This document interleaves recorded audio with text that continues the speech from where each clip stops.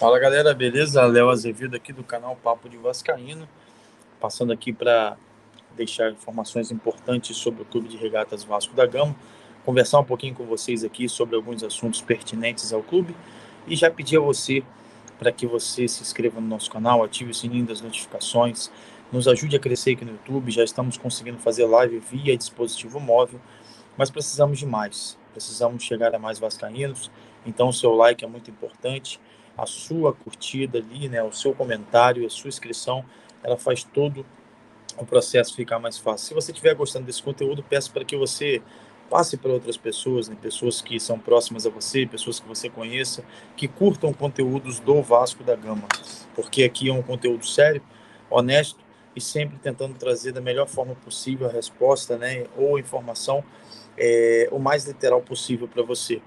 Então, eu já te agradeço por estar aqui, seja muito bem-vindo. Esse canal também é seu, então se inscreva. Pode comentar à vontade aí, depois a gente vai estar respondendo de acordo com a medida de comentários, mas eu peço a você para que você me ajude a crescer aqui e dê seu feedback também, caso esteja gostando, se não estiver gostando, também peço isso a vocês e aqui fica o meu agradecimento desde então por vocês estarem assistindo. Pois bem, dito isto, vamos primeiramente, primeiro ponto hoje, o resultado do jogo.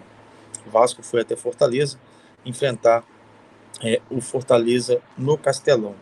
E lá o Vasco entrou com a formação, né, com 3 zagueiros, como a gente já esperava. Entrou ali com 2 no meio-campo e entrou com 3 atacantes ali, surpreendendo a escalação do Ryan diante de toda a escalação que a gente já tinha visto. O Vasco se foi para o jogo, isso é fato, né? Para se retrancar e aproveitar uma bola no contra-ataque. As chances que o Vasco teve, a gente se resume em números, né? A gente pode dar uma olhada aqui no ge.com nas estatísticas, né? Chute, né? Vamos dar uma olhada rápida aqui. Chutes: 16 do Fortaleza, 9 do Vasco. Chutes ao gol: 6 do Fortaleza, 1 do Vasco. Posse de bola: 61% do Fortaleza, 39% do Vasco, devido ao time estar esperando o Fortaleza realmente esse número, essa diferença absurda na porcentagem de posse de bola. Passes: 543, Fortaleza, que ficou mais tempo com a bola, com 352 com o Vasco. Precisão nos passes: 85% para o Fortaleza, 72% para o Vasco. Faltas: 6 para o Fortaleza, 12 para o Vasco. Cartões amarelos: 3 para o Vasco, nenhum para o Fortaleza. Vermelhos também nenhum. Impedimentos foram 3 para o Fortaleza, 1 para o Vasco. E escanteios: 4 para o Fortaleza e 3 para o Vasco. Diante desses números aqui, a gente pode ver também que, mesmo com a retranca que o Rafael Paiva ocasionou no clube, no Vasco, né, que a intenção realmente era levar o jogo para São Januário sem levar gols, fazer esse time pelo menos correr hoje, diante do resultado que teve no domingo, a gente pode ver que os números aqui também não foram bons também para o Fortaleza, né?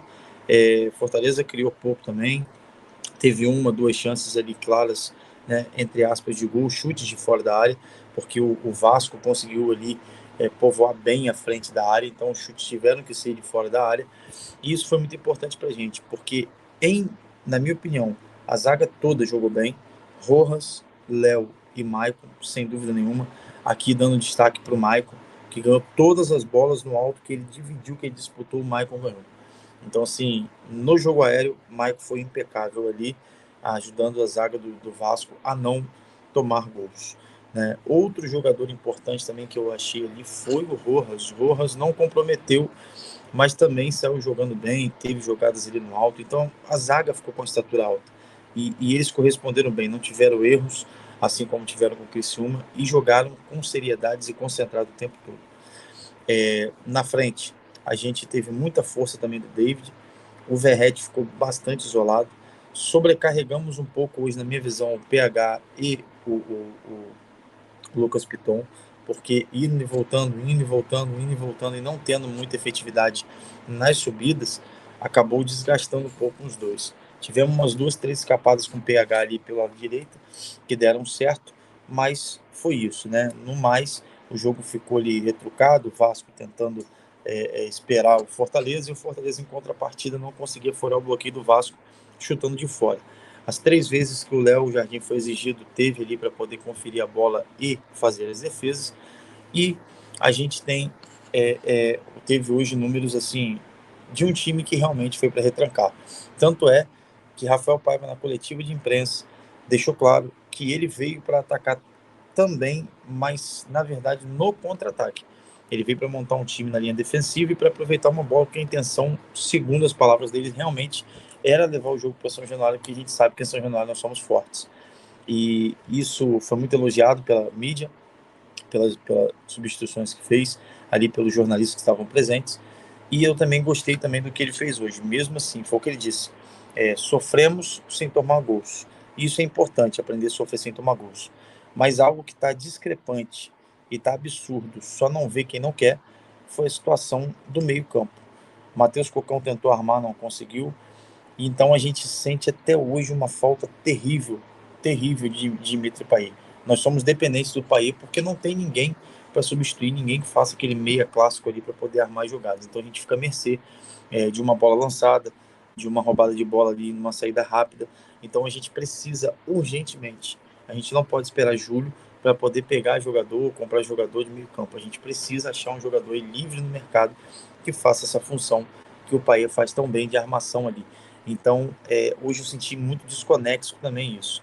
O Vasco teve reações diante daquilo que ele fez, que ele foi ficar na zaga, mas aquele último terço do campo ali, o Vasco não conseguia e deixaram o Verratti isolado mais uma vez. O David lutou bastante, como eu disse, e o Ryan também ficou apagado o jogo todo. No segundo tempo, entra o Adson e o Rossi, que também não deram liga. E o Adson também, cara, se você for observar, e aqui é uma crítica dentro do jogo, não uma crítica ao ser humano, ao jogador, se você olha o jogo ali, a partir do tempo que ele completa ali 15, 20 minutos de jogo, o Adson começa a caminhar, o Adson começa a ficar de boca aberta, você pode perceber que ele está respirando ofegante e fazendo ali jogadas que talvez tomem decisões erradas. Então, assim, o Adson não está bem fisicamente, não sei se ele vai chegar nesse nível dentro do Vasco, porque ele já tem um tempo ali e não chegou até agora. Eu acredito que ele deva estar ali 40% do que ele possa performar, ou até 30%. Então, assim, é, é um jogador que foi caro para o time, mas não rendeu. O Rossi, a gente leva em consideração as lesões, a idade dele, e sempre vendo que realmente não deu jeito, porque a gente precisa de um meio ali para trabalhar jogadas. Melhorou um pouquinho quando o técnico Rafael Paiva coloca Galdames. E aí Galdames segura mais a bola, já é um cara mais técnico, teoricamente, consegue encostar ali, chegar nos atacantes. Isso foi importante. Mas a gente não pode ficar dependendo só desses jogadores. A gente precisa de um cara que tenha efetividade, como nós tínhamos o Paulinho e o Jair, que estão lesionados, né? Estão afastados por lesão. Ainda no jogo, a gente pôde ver algo ali que foi complicadíssimo e só não viu quem não queria também. Quem assistiu o jogo, tanto no estádio quanto fora do estádio, a gente pôde observar o estado do gramado do Castelão. Um gramado aqui, se eu vou colocar dessa forma a palavra horrível, um gramado horrível, parecia um pasto. A área que o Léo Jardim estava parecendo um local que eu jogo pelado aqui de vez em quando. É um local que não é tratado, é um local onde tem muitos jogos ali, pelada todo dia, e o Castelão estava igualzinho esse local que eu jogo. O Léo Jardim escorregou por 2 vezes e ninguém vê isso. A grande mídia não fala isso. Os narradores que estavam ali não falam isso. O Roger Flores, que é um comentarista, não fala isso. E eu queria aqui deixar o meu repúdio total ao Castelão, porque a gente tira um time do Rio de Janeiro para ir lá disputar. Os organizadores da Copa do Brasil têm que estar ligados nisso. Da mesma forma que a Conmebol fica preocupado com a Libertadores nos estádios onde estão com jogo com gramado ruim, nós temos que ficar preocupados. A Copa do Brasil, a CBF, deve se preocupar e fiscalizar o Castelão e outros estádios que estejam com gramado dessa forma. Então, assim, a grande mídia não fala, largam para lá. Se fosse o gramado de São Januário, minutos após o jogo já estaria notícias absurdas na internet sobre o gramado. Tá faltando dinheiro, que não consegue drenar, que é uma falta de gestão. Mas e o Castelão? O que é? Eu queria entender quem que vai se manifestar diante disso, se a federação ali de futebol, né, do estado lá do Fortaleza vai fazer isso ou não, se a CBF vai cobrar o Castelão pelo estado que o estádio deles estão, cara. A gente não pode disputar jogos assim. A gente não pode disputar jogos assim no Brasil e levar um time correndo risco de lesão, correndo risco de errar uma bola ali, tomar um gol, decisões importantes. E isso é fundamental para um bom andamento do jogo, né? E aqui eu deixo meu repúdio ao gramado do Castelão. Ainda falando do jogo, eu queria falar de Roger Flores, né? E que estava ali comentando, né, o jogo ali, junto com o Eric Faria. E, por sinal, o Eric Faria está de parabéns pela sua imparcialidade e por comentar de forma justa o jogo. De forma justa. Por que eu estou dizendo isso? Olha, você está falando isso por quê? Porque, cara, o Roger Flores, meu irmão, ele só falou besteira do Vasco. O tempo inteiro metendo pau no Vasco, o tempo inteiro metendo pau no Vasco. E aí até o Eric Faria falou assim, em uma situação que ele falou lá, que o jogador errou o chute, estava esculachando. E aí o Eric Farias vira e fala, olha, o gramado também não está ajudando. Então, meus parabéns a Eric Farias, que entendeu ali a questão do jogo, não passou pano, mas também falou sobre essa questão do gramado, citou isso na transmissão, que o gramado estava muito ruim, e o Roger Flores querendo passar pano e metendo pau no Vasco, metendo pau no Vasco. Então, eu queria muito ver amanhã em algum programa aí, ou se o Roger Flores vai falar alguma coisa, vai se manifestar sobre o que aconteceu no Maracanã hoje. Volto a dizer, se fosse em São Januário, estaria esculachando o Vasco. Se já estava hoje metendo pau no Vasco, dizendo que o Vasco estava ruim, que o Vasco não estava jogando, eu entendo. O Vasco realmente não jogou bola hoje. O Vasco já não vem jogando bola há muito tempo. Mas hoje o Vasco foi para se defender. E nós vimos um jogo teoricamente ruim dos dois lados. Foi um jogo chato de ver. Realmente foi. Não tiveram muitas chances, como está aqui, ó. Escanteio foi 4 para um lado, 3 para o outro. Chutes no gol, 6-1. Então vocês não teve chances claras nenhuma de gol. Então, eu queria ver amanhã o que o Roger Flores vai falar, ou qualquer outro comentarista da Rede Globo, que seja de outro canal, que vá falar do que aconteceu no Maracanã. Eu quero ver o Vene Casagrande, que estava criticando aí, ó, no SBT Esportes, e tomara que esse vídeo chegue até ele, que estava criticando a torcida organizada do Vasco ir até São Januário, até o CT Moacir Barbosa para conversar, querendo dar uma de hipócrita. Isso nunca aconteceu no Flamengo. Pedrosa foi e colocou ele no lugar sem dúvida nenhuma. E tá de parabéns, Lucas Pedrosa. Cada vez mais eu te admiro. E no caso do Vene Casagrande, cara, eu não quero nem mais seguir ele. Porque o cara tá metendo pau, ele não tem parcialidade nenhuma. Ele começa a meter o pau nos times todinhos do Rio. Isso só serve o Flamengo. Quando é Flamengo, ele é mais brando. Então, cara, continua como setorista do Flamengo. Não cubra outros times, seja imparcial. O que você fez ontem falando da torcida organizada do Vasco, que não admite aquilo ali, que aquilo não é legal, cara, é uma conversa. E se eles não levarem o que a gente sente, quem vai levar? Porque vocês da mídia, da grande mídia, não levam. Quem leva um pouquinho ao clube o que sente são as torcidas organizadas e aqui no YouTube, os youtubers mais influentes aqui, com canais que prezam sobre a verdade do Vasco. Sem passar pano e levando o que realmente o torcedor sente. Então, Roger, Vene, tomem cuidado, cara, o que vocês vão falar, vocês são jornalistas. Se você for para ser jornalista desse jeito até o sul, vocês têm que ter cuidado com o que vocês vão falar, cara. Vocês têm que ter cuidado com a repetitividade do que vocês falam. Tá feio. Para que tá feio. Então amanhã eu quero ver o seu Vene Casagrande no SBT Esportes, se tudo der certo, falando do gambá que apareceu no Maracanã. Isso mesmo. Apareceu um gambá no Maracanã hoje, no jogo, antes do jogo contra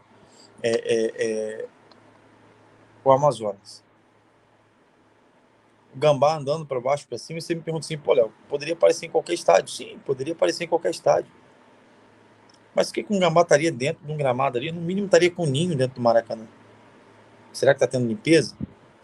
Porque o gambá também só fica onde tem comida, onde tem resto de comida para ele, onde tem locais que ele possa usufruir para poder se alimentar e alimentar os filhotes. Ele não apareceu ali do nada. Então, ou seja, isso só mostra a incompetência em gerir o Maracanã também, nesse sentido. Só você, Léo, pô, mas um gambá apareceu e ninguém pode prever. Será que está sendo limpo da forma que tem que ser limpo?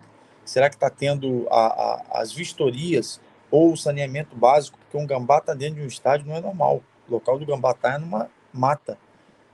O que tem acontecido ali? O que tem ao redor ali para chamar a atenção de animais como o gambá? Não sei. E aí eu queria ver muito amanhã o Vene Casagrande falando sobre isso também. Eu queria ver, porque se é com o Vasco, isso seria algo falado a semana toda. Falado a semana toda. Vocês querem pegar o Vasco para Cristo, mas esquecem dos seus clubes. Esquecem das falhas dos seus clubes, que são muito grandes. Então, seja, ocupem-se com a vida do time de vocês, esqueçam um pouco o Vasco da Gama. Deixa quem quer falar do Vasco, quem é torcedor do Vasco, assim como o Lucas Pedrosa, assim como o Lédio Carmona, que é um jornalista de respeito, altamente imparcial. Estava vendo os comentários do jogo dele aqui com o Flamengo. Não tendenciou para lado nenhum, citou o que realmente viu e ponto. Fez o trabalho dele e foi embora, irmão. Esses caras ganham minha admiração. Ah, Léo, mas você não é ninguém aqui no YouTube. Não, não sou ninguém ainda. Mas eu posso crescer aqui, mas a minha fala e minha opinião vai sempre continuar como torcedor. Vocês não são imparciais. Meu respeito a Eric Farias, a Lédio Carmona e a Lucas Pedrosa.